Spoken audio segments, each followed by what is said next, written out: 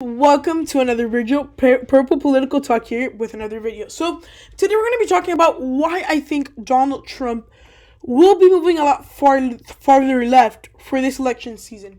So, first of all, we must notice that since the pandemic, that affects a lot of things, especially when it comes to voting. And usually after these times of crisis, people tend to be more progressive.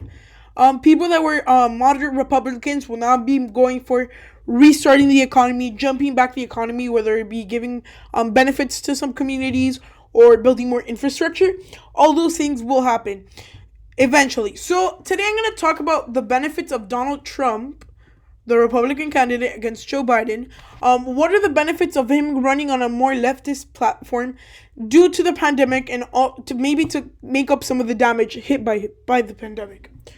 So I think states that would have gone to the Democrats anyways: New Mexico, Colorado, Nevada, West Virginia, and those states, regardless of who was the candidate, would have gone to Joe Biden. And we also haven't done the state of Maine at large. I think that would have also gone easily to Joe Biden. But now we're looking at our swingish states, except if Donald Trump starts running on these leftist platforms, moving more to the left, becoming, this is what I think the Trump campaign, if he wants more years, he's gonna have to move left a little bit to make up the damage of this pandemic. So if he does run on this leftist platform, like I said, I would say that don't be surprised if Donald Trump runs on a more leftist platform than Bernie Sanders for a little bit of time and switch back to his old agenda. If he does that, states like Texas would be safe. States like Iowa would be safe. States like Ohio would be safe. So you can see already this if Donald Trump runs on a little bit more leftist while still exciting his base, kind of mixing both things together, he would have an easier shot at the presidency. Now, looking at some likely Republican states.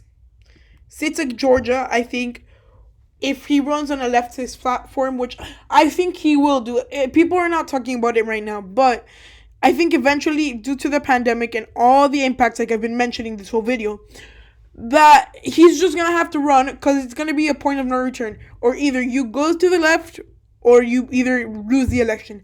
And I think for Trump's camp, I think it's better to go left a little bit and win the election.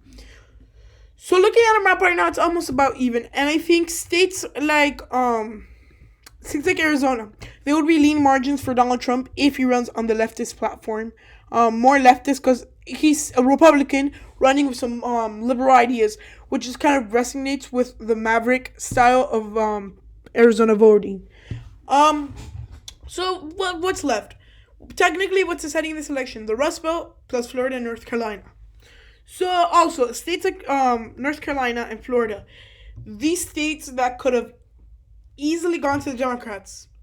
Think if Donald Trump runs on that platform I've been talking about, he would probably win those by lean margins, like 2 or 3%. And I think the country needs unification, not division. So if Donald Trump can get these states out to vote, for his leftist platforms, I think that would work.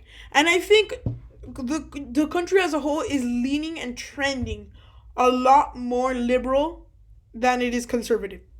And why is that? Well, first of all, liberal politics resonates with the more millennial voters, and the voters are just new voters that are just turned 18. And I think, well, you have to be very careful about that because maybe sometimes in some states or in some senators, some things are going to be super, super radical, as they were radical a couple years ago when we saw the big flip to the Republican Party.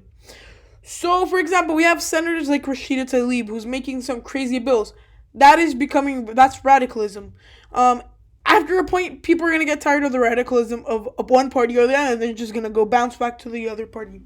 So don't be surprised, since we have like a blue trend right now, in about 10, 15, 20 years, we're going to see the same trend, but going backwards, back to the Republicans. So now going to these states that I was talking about. The Rust Belt, I think if Donald Trump starts running on that, like in that platform, he definitely has a shot at taking back the Rust Belt. right? So keeping the Rust Belt in his column narrowly like it was in 2016. But I think this would also allow him to resonate with those voters that have been very sad about how the government has not been protecting them in several social issues. And I think, technically speaking, the state of Minnesota is a done deal for the Democrats, but if Donald Trump, he will make it closer if he runs and unifies the country. Again, I'm not saying this is a very likely scenario, and we actually ended up with the same electoral map as he had in 2016. But I think Donald Trump could easily lose these three states, lose the election, probably gonna lose Arizona as it's looking right now. I think this is gonna be our kind of like slight Biden win. This is our a little bit Biden, a lot Biden win, and this is gonna be our almost landslide win. And then to make it a landslide, you literally just have to take the state of Ohio, which it's not looking like it will, but it could happen. So we can finally see that these states do matter, because one of them goes, two of them go, the Republicans lose the election. So I want to thank all of you for watching this video. I would like you to, if you're liking what you see, please comment down below what you want to see for future content. Subscribe for more content. And thank you for watching Purple Political Talk. Thank you.